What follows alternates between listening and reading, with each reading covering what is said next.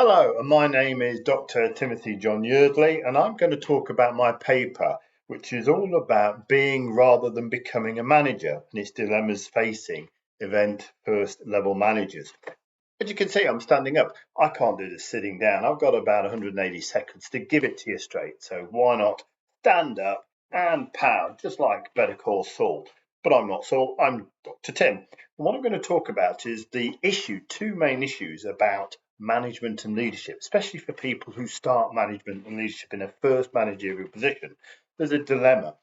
What happens is that when you become a first-time manager in any profession, but also in events, you don't get any training. All the facts, all the empirical research suggests that those who start management don't get any training or development. So my research looked into this. Is this true?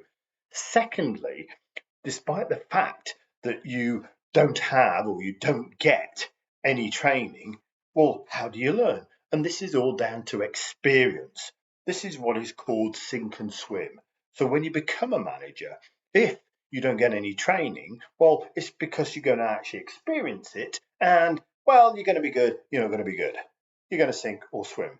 And therein lies an issue. Because let's face it, businesses are risk averse. We don't want to create problems at business, do we? So why do we say to our managers, you take hold of a team, you manage a team first up, and guess what? We're not going to give you any training, and guess what? You're only going to learn by experience. Why would you do that?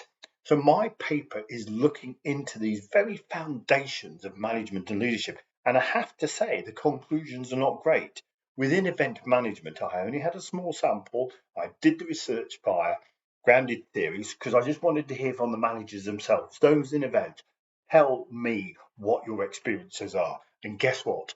Only one of my sample got any training and development.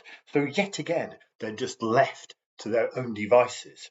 But what was really interesting was the experience element. Because guess what? They didn't just gain experience, they didn't become managers once they were managers. They were already looking at predisposed ideas, adapted approaches to management that they had learnt prior to any management role. So it wasn't a case that they were coming this completely tabula rasa.